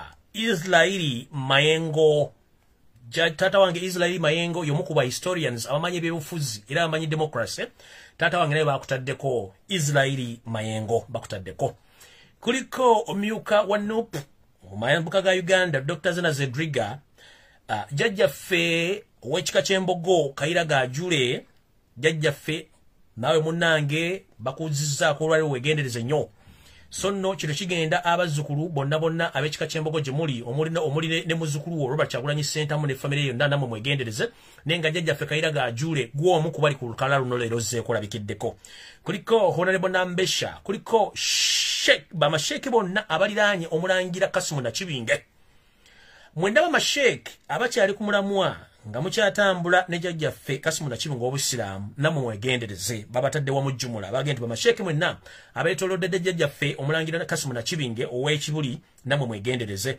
so namwe mwegendereze bulungi tugenze ku Honorable Cecilia Ogwal Mama Cecilia Ogwal wherever you are please take caution the man is seriously is looking for you because you're still vocal in the parliament and the northern Uganda so Mama Cecilia Ogwal take caution they want you dead so Mama Cecilia Ogwal whenever you are take caution genze maaso kuliko omukyala gwe bayita Aida Elios Nantaba Mama Elios Aida Nantaba okutambula n'abalangira tekikufuula mulangira obw'okubira n'abambejja tekikufuula mumbejja okusula mu ggala tekikufuula mmotoka era osigala oli muntu okulwanya ku nnyumba za landiroode kitegeeza nti ennyumba zifuuse zo oba olina okusasula lenti Aida obadde n'abantu bano ebbanga ddene nnyo naye jjukira gwe ebyo bizibu mulimu ennugu y'omusajja ate mulimu n'ebyobufuzi nti walemesa ambasada wa Yosef Tabasira mutano wa Karekezi bwe tuyita kalangwa mukubbe ettaka lye Kayunga ng'ate mukama wa musindika y'omu akuwujja ekiwojjolo mwe mumanyi emitemi nkwatako tugenze ku Honorable Francis Zaake Butebi ow'Emityana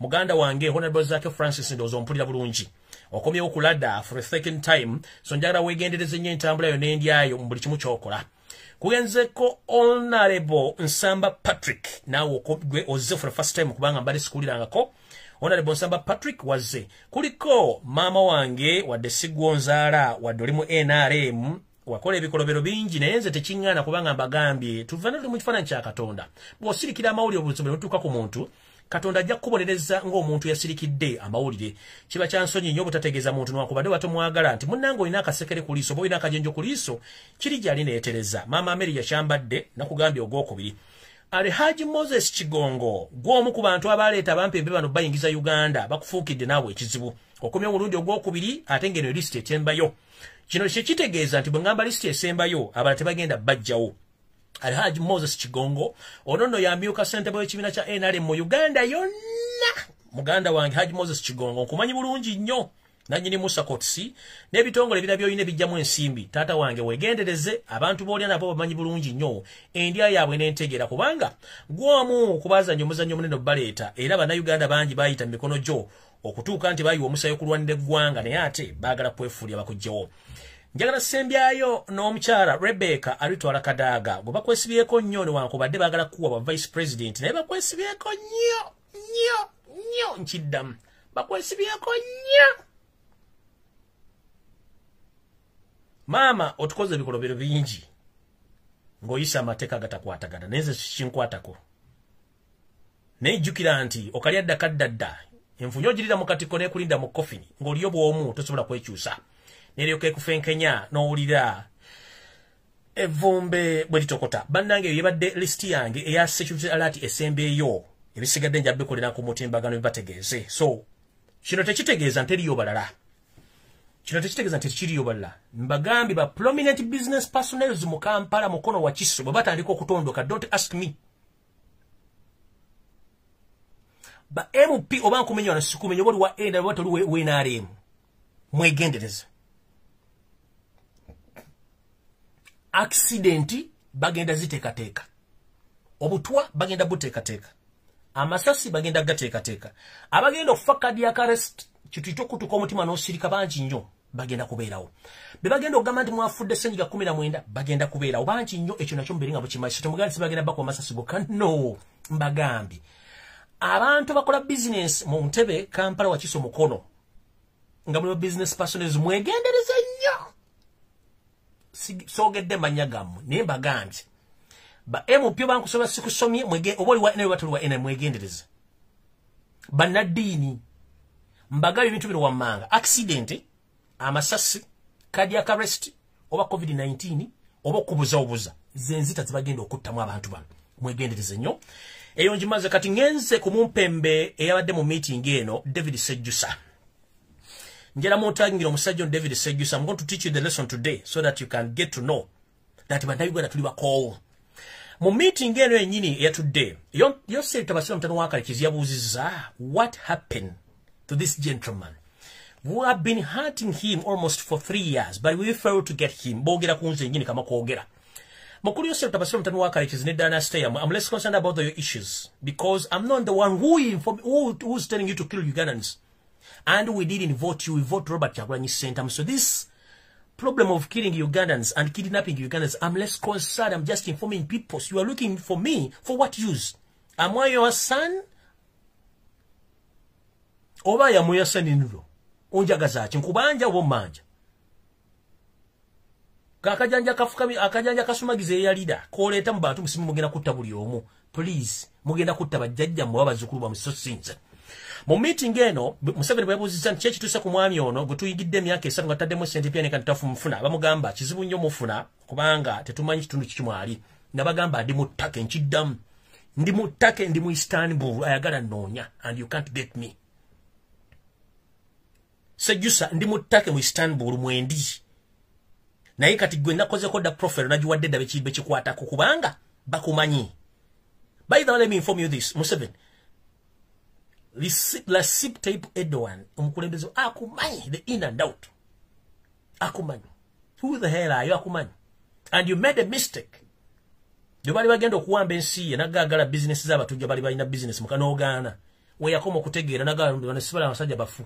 Kati Jozu babamanyi mwenna who is who. Kati Sejjusa already on record. Wayimusenga Museveni amazo ganche ekiremye noga nti ngeri gyendi kafulu abaze banga ngambega njagala genda nze nsisire mu ttake nja kuvayo ngo mwami ono mufunye sina kindi nga mulese bamujjemu omukka ogufumba. Sigenda kuwe mulokufu wadde kuvuma kubanga nze siwe mulate sivuma njagala kusomesa lesson nkujjukize history kubanga byonna mbina na bifo gwe nakuprofilinga dda kali ngenda bikwata bino byonna ojja kumpulira kinatuva mu gogezo linnya wanaga amasa gakulinganga nga kulinganga entule zakonye no tulevo tukulinga twembuze sabalavu ojjo tegera ti nsinko owunyo ebi wagende bungereza nobega abantu babongereza abaganda babatira mu Kampala nga bakomawo koza fena tuli basiru. All of us we are not stupid, we know we are grown up people. Kuweza kwanga oloza nti oli musiru buli muntu musiru, we are not so stupid to the extent that we can't understand who the hell are you. You came as a refugees in Uganda, you took over our country, you are killing our people. No, your boss, you are just hiding around. You are camouflaging that you are not in the system. While at night you go to the State House and discussing the way how to kill Ugandans. Get a shame one time, mister. Yes, mass. David said, you sir, be musena wayo mukona agamba nti I can hurt that boy. Era njamufuna kubanga I'm good at that. Kubanga njagena sisire. David said, you sir. Meeting kwa jibade mgoza sola funa information. Bwobade meeting kwa game 7. Ntinze mumumpe njamunonya njamufuna njamuleka nga mazomu njamuleka nga mazomu jamo mokka kubanga ogumuli mugokoze kubanga nchukole de banga dene mwembadde mpanga alira ngambega abantu museze njawulo. Omwami ono yakomya mu Sudan era emirimu agikola bulungi ku bitebe by'okwerinda bisire bisinge byambega abeerako. Yagambye yaba muwo mulimu ajje ambege kumbe ajja kubega jjajja we sisinze. Kanjala ku reminding agundi mukulu. Bwagenda mu ggwanga ery'Ebungereza n'ogamba wadduse bakunoonya simanyi ko ya gavumenti ya Museveni, it was a decoy. Abatamu ekigambo decoy ye muntu okwefuula kyatali najja n'atula mu kitundu olowooza nti alina mmwe kumbe azze basaka mawulire nakumanya baani abatayagala gavumenti ya mukama we era byamala okikola bulungi buli muntu yavanga Ebungereza nga Sejjusa yamuwaayo teyalusimatuka abamu baalusula mwaka bano okutuuka kati abamu baasigala tebakyava Bungereza baasi kati olw'ensonga nti baamanya nti omumpe emboono yali azze babega kati wano ojja kubegawo nnyoko so sinze kubanga nze nja kwabya. Kangu twaliko kemabega katono nkujjukize profile gye nakoze okujjukiza. David Sejjusa yakyusa oluvannyuma kuva kumanya ga David niyefunza nga yagala okubuzaabuza abantu njagala kujjukiza mukulu. Ebikolobero byokoze bw'omu ku bantu abayitagibwa International Criminal Court but bajja kuyita oluvannyuma weebuzebuze ng'afukaana aba. Mukulu okoze ebikolobero bingi nnyo to the extent nti mu mwaka ng'enakoze omwezi 11 mwezi gw'omusanvu 1999 watta abantu 185 omwali abasajja n'abakazi abalenzi n'abawala mu kitundu bewateeka mu containers n'obakumako omuliro mu bitundu eby'amakubuga ga Uganda. Kino kiri jjajjukirwa bulungi nnyo nti wakuŋŋaanya abantu bano ng'okyali maje ga Uganda abantu bano n'obakumako omuliro n'obasibira mu container emukula n'obakumako omuliro ng'ensi eraba in the broad daylight. So whoever doesn't know David Sejjusa, who called himself Tinyefunza, is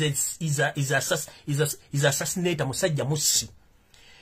During his service, on the 11th, nakuzo mwezi 11 omwezi ogw'omusanvu, that is July 1989, ono yakuŋŋaanya abantu 185 ne keesi eno ku gogo kweri osobola ogenda kugolla Moses n'oteeka mukula massacre. It is a massacre. It is there. Onaku z'omwezi 11 omwezi gwa musanvu 1999 wakwata abantu 185 n'obateeka mu container ne muziwako petrol n'ozikumamu omuliro ne bazisirikira batukirikira mulinga emberenge. Oyo David Tinyefunza Sejjusa. How dare you, a human being like you, to act like a Satan? N'okwata omwana w'omuntu, a fellow human being, n'omuteeka mu container n'ogikumako omuliro nabo nomulaba nga zeno tulevu mu public ayogera kalula masali ngange ngamiye wete kona. Is a human being. Gwe kisajja gwe gwe no tulevu tulinga embuzi esabalavu nge bazo okunya mu muki mukojo ogw'embuzi enkazi muno mosunikiro tulevu kalula maso gakulinga nge endogo yewete kona. Gwe bwino gwe tukuyinako muyitirivu. Njagala munna Uganda aliyo tata senga amanyi information genda n'okugula Moses kweri ennaku z'omwezi ali 11 omwezi gwa musanvu 1999 ne 1998 yakola ebikolo bino.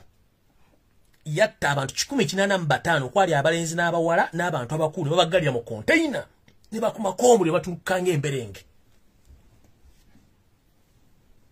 Nejja mu public n'atuula awo n'erabira nti abantu balabeerabidde n'obakumako omuliro. Ngenze mu maaso.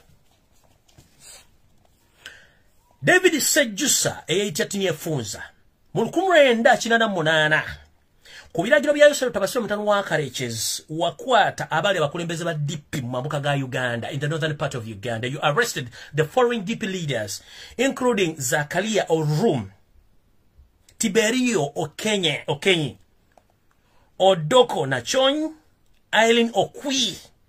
But unfortunately, Madame Irene Okwi, she was pregnant. You ordered your silence. Irene Okwi, she was beaten to the extent that she lost her pregnancy. You Tini Funza. Jukira jebuvudde katuna kibina kya DP kyali kibina ky'amaanyi mu Uganda. Mu 1998 ku biragiro bya Yosef Tubasem Mtono wa Kalekezi sejjusanga lego tulevu tumulingo twembuzi enzirugavu yabitanga esabalavu. Mukama yamulagira ogenda okukwata abakulembeze ba DP abo mu Northern Uganda omwali Zakaria Orum Tiberio Ekenyi omwali Oduk Owinyi omwali Oduk na Chon ne Irene Okwi omukyalo ono yali lubuto bamukwata ne bamukuba ensambagire n'emiggo n'atuuka n'okufiirwa omwana munda mu lubuto ekyamuyamba nti omukyalo ono yafuna obuyambi okuva mu bibiina ebyorganization international ebyasobola omuddusa okuva mu kitundu ekyo ne muddusa mpaka okumutuusa mu Kampala ne baleba bamutwalako mu madwaliro okumuwa obujjanjabi ne bamusitula ne bamutwala mu ggwanga erya Amerika gy'akyawangaalira. Do you copy, sir? The records are still there. Records are still there. You might pretend to be innocent, but people have records. So you dare attempt to board and come to Istanbul, Turkey, you will see. Nyenze mas. Mulkume na chinana monana David Sejisa. Ngoli soloti, mu meeting jemwa atula, oba jemwa li mamboka ga Uganda, stew. Gweke nyini, mulkume na chinana monana, wali David Sejisa, etatini ye funza, mwali mu meeting, yali mulutadikana chiza besi ye chifefe, oneye muvandume, mwali mu Kahindo Tafire yomuku bo, mwali mu Henry Tumukunde, mwali mu Gisha Muntu. Mu meeting yona unajena abala, mweke nyini wenyini mwatula mu meeting yeyo, ne mugamba anti, tetukiriziganya, na Buganda, kudizibwa bwa kabaka bwayo era nayo ndi mutabi wo kubitakirizibwa kufuka kabaka wa Buganda resonga for last our agenda is to use and dump olokuba nti Yoseri yali akyali mwempeke emera mu kaseera kuyabaka nabagamba nino okuza wa kabaka wa Buganda kubanga kye kisubiro kye nakola nabo nga bajja mu nsiko gweke nyini David Sejjusa wagamba nti kabaka babanga aleeta amawagali bakwe orders ogenda omukwato mukube emboko mujjemu n'empale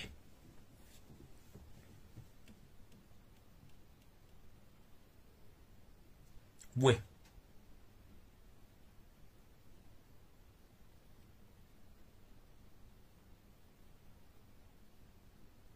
jangu mpola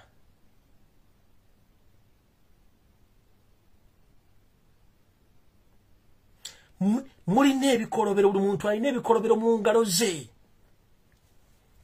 mu meeting eyo gwe kenyini wagamba nti kabaka babaleeta amawagali bakwe orders ogenda omulumbe bemuggo mujjemu n'empale nenga gw'olumba yakujja mu ntabo yakujja mu ntata mwali temusobola kuwangula lutalo olwo singa teyali mutebi mwali temusobola abantu bali mukutta abaana babaganda bazzukulu be babajja mu ntata eyo lutalo lwali balamye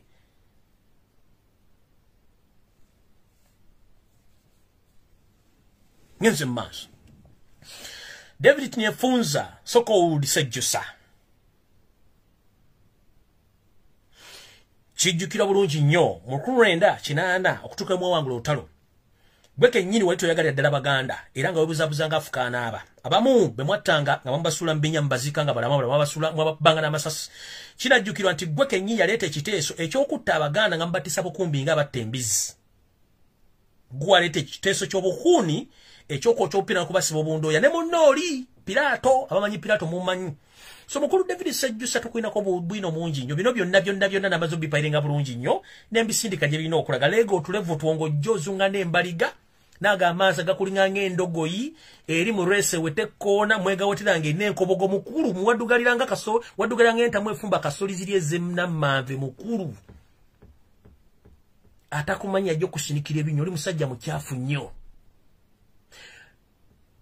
okuva lwayingira mu Uganda watandika okukolagana ne mukamaawo Yoseti bahabalo tabasiro ntano wakali gwomu abali mu nkuŋŋaana n'enteeseganya ezattanga abasiraamu since bwe mwatandika okuyekera eggwanga lya Uganda ebikodi bweri buli musirikale buli munnayuganda alina omusiraamu omuganda afiiri gubasse David Sejjusa Tniefunza omuyinamu omukono nga gwomu ku baparticipant abali mu nsonga zino okuva embalala nsekimanyi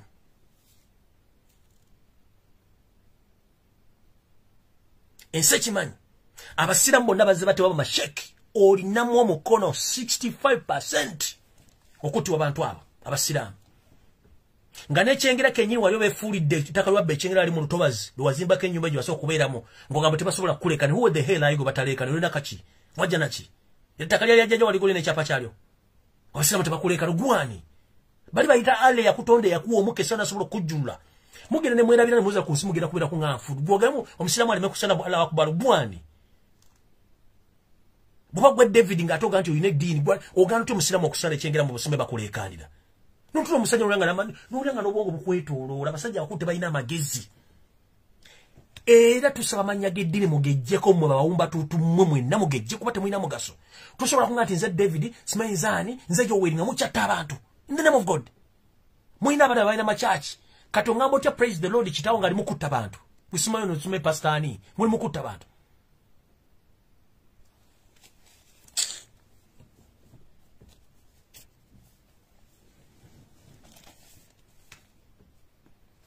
nga mwakajja mu 1986 gwe kennyini David Sejjusa mwe mwali mu operations ezaakwatanga buli mwana omuganda yenna yasimattuse mu kampu ya Kayiira mu kampu ya Kamyankwanga mu kampu z'abantu abala mwabakwatanga ne mubateekako ebipiira ne mbookya mu station za Kampala mu Buganda nga mbasibye bundooya nga mbakuba obukumbi and I witnessed this system I myself nkulidde ku musajja alumbwa amajeega mugajja ne gawamba nga wendi ndaba mwajjanga essati zimu zijjeko omukono gumu okubaawulako ku basirikale abalala bali bakyataaya mu kibuga nga badduka ekyo nkimanyi ffe twabasavinga nga amazzi n'ebyokulya abamu bali mu bigere muli mu magets amu temuna kye mulina bwe mmala okuyingira mu lubiri emmengo ne mutandika okuyigga abaana abaganda bonna abaasukkawo nga mubasiba ebundooya buno mukwata ekifaananyi kireega ne muyisaako ejjambiya wano ne mumusiba ne mbateeka mu bipiira ne mbakumako omuliro ne batulikanga bomu aba ne mbakuba obukumbi kyatwala ebbanga lya myezi 6 nga bakyatta abantu mu Buganda mysteriously munoonya omu ku omu mwagala kibasajja mwembwa mmwe kiki mutafunye omusayi gw'Abaganda ogwayika omusayi gw'Abasoga ogwayika omusayi gw'Abanyola abaayika Abatoolo n'Abakonjo n'Abanyankolo lino gwayika bino mutusasuddemu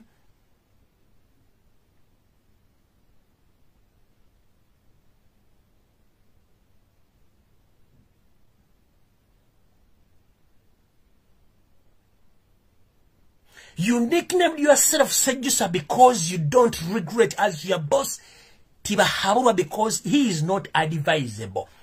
You think for us we can't interpret the meaning of your names. You don't care and you don't regret him. We Sejjusa. You don't regret whatever you did in the past. No need to Tibahabura because he's not advisable. Muina cow mentality. That's why you can't manage our nations. You can't manage our nation. For 35 years, Uganda didn't get a Kavamurutalo. Mugenda gula mayumba bweru. Kati mwagala twala ttaka. Mwagala kutta bantu.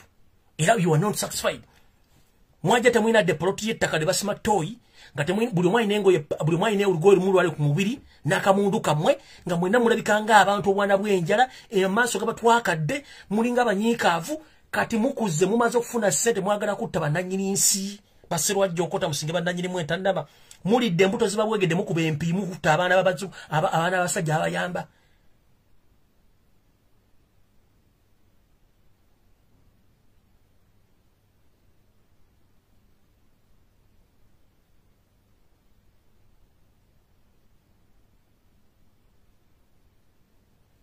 and you want me to keep quiet when Ugandans are killed then I keep quiet.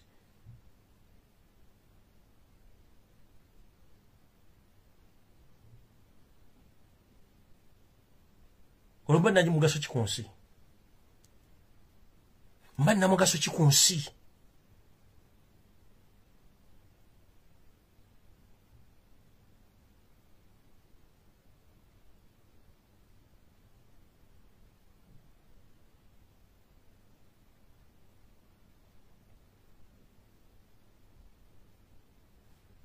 Mukama 10 mpeera buli muntu gyali mu nsi mwebereremu era mwegendereze nnyo byonna bigenda maaso mu nsi mbyetekeka amaaso eno si nsonga ya muzannyo nsonga ya kulwanira ggwanga mulinde ekigendo fuluma gye bujjako mu nnaku zino zenyirawo. In fact for the respect I give to my brother and to the entire Nob and People Power struggle ngenda kusaba n'obuwombeefu mwenna abawuliza bange n'abalabi bange olw'okuba tufidde mama waffe omukyala Rosette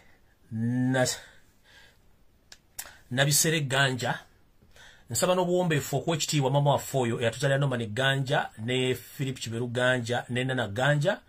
Olwaliro Sunday nja kuddamu okulabika ku lunaku lwakusatu tusooke tuwa ekitiibwa n'okusibula mama waffe oyo olw'ensonga nti abadde mu struggle era ng'abaana bali mu struggle naye ali mu struggle ne family yonna eri mu struggle. So n'olwekitiibwa ngenda basaba okuwa respect mama waffe oyo awummule mirembe. Ngenda twala ennaku 3 nga ndi off sikola live naye nga ngenda kubanga mbawa update ku my Facebook page naye ng'okola live ngenda kudda lwakusatu. With much respect, njala tuwe mama waffe Rosette Nabisere Ganja the well organized send off nange mpumuzemu ku ngalabi yange for 3 days, that is Monday, Tuesday, Wednesday. Mbenga sijja kola live mama tumusendinge bulungi tuleme kuba nti ate tujja ku mitimbagano okwogera ebigambo bingi ng'ate atulekedde abalwanya basobola okulwana entalo zino. Mama wonna wolimu umula mirembe. So mbadde mbasaba nayi n'obuwombeefu okuwa ekitiibwa mama waffe ya Katonda gwe yawummudde ng'ate mama amulwanyi munnaffe tumuwe ekitiibwa tuwummulemu ennaku zino naye mpumulemu ennaku zino 3 nga tuteekateeka okusindika mama waffe ono Katonda gy'abaakola ki gy'anaaba amuyise yonna n'obuwombeefu. Mbasaba bulungi bannange. So saagala munnonye nti ate serious biki bire bayisaaga bozibozi simaye bamukutte simaye kasasiro nja kuba mbawa update nenga live nja kuba postinze. So with much respect njala kubasaba mpumulemu for the respect of our mom Mukyala Rosette Nabisere Ganja mpumulemu. Loza mukitegedde bulungi basaye n'obuwombe so siragidde bulagizi kubanga mubakama bange okujja nga luwe kitalinda sobola okudda within those between those days nga luwe kitalinda sobola okudda naye wate waliwo nnyo kikola kindeta mangu badde nsaba tuwummulemu mpumulemu koko nakeezo tusobole okukola ki tusobole okusindika mama waffe Mukama amuwummuze mirembe eyatugenzeeko. Mutegedde bulungi. So nno Mukama bawummuze mirembe. Mukama abankumire Ssaabasajja Kabaka Magulu Ronald Mutebi gy'oli Mukama akukingirize ne bajjajja bonna tusobole okulabako live nga si bino bya fake zoom. Bannayuganda mwenna njagala kubebaza mwenna abasindikiro baka birthday mwenna abambezizza mwenna batumidde ku mukyali tusiima n'abatadde ssente mu struggle nammwe mwenna tubaagala n'abakya keeping on ate nezijukiza bannayuganda mwenna abalondebwa bannayuganda buli mukyali. Bannange ensi tekungulwa togikyalako bukyazi ate omuntu oba akuwadde obuvunaanyizibwa kitwale nti akuwadde obuvunaanyizibwa obusente babawo okulya mu struggle oba okulya mu bukulembeza mu olukwe butono nnyo okusinziira ku maanyi g'abantu ge balina. Buli lw'onookwata ssente n'olya mu struggle olukwe kiba kitegeeza weeriddemu olukwe n'abantu bagenda kukulabisa. So mu nsonga eno mubeereemu ensa. Tukimanyi nti Museveni apulaninga okusayira ensinga abaana ba Pinuupu n'abapopowa naye mwebeereemu ensa. Kino si kye kisoose kubanga emyaka mitono nnyo tulina obudde butono nnyo sebutabasa mutono wakale mu kaseera mpawe kaaga agenda kuvaawo. Ekyo beera nga mukimanyi. Ekyo mbere nga mukimanyi ffe tuzikiza mukimanyi bulungi ti agenda kuvaawo obuyinza bulina kuddira bantu. Bw'oza lwaki tanasoma cabinet oza lwaki ali mu panic. Bakimanyi nti ensi y'abakoowa balina kuvaawo so soon or later mbabuulira mbere bagumu. Musigale ku mulamwa temuva ku mulamwa lubala embeera nga n'embiro kw'otadde muteeke amaaso ku lutimbe mwebereremu. Mukitegedde bulungi. May God bless you and stay safe. Mbagala nnyo mwenna abanjagala. Buli anvuma akola ki nkwagala nnyo genda mu maaso kubanga zendiga ezimu ezaabula ezitamanyi wa gye zinakuba era nazo ojja kumekereza nga baziririddeyo nga nze ndiga gye ndi nkyaweereza amawulire ku internet. Mukama bankuumire mwenna mweraba.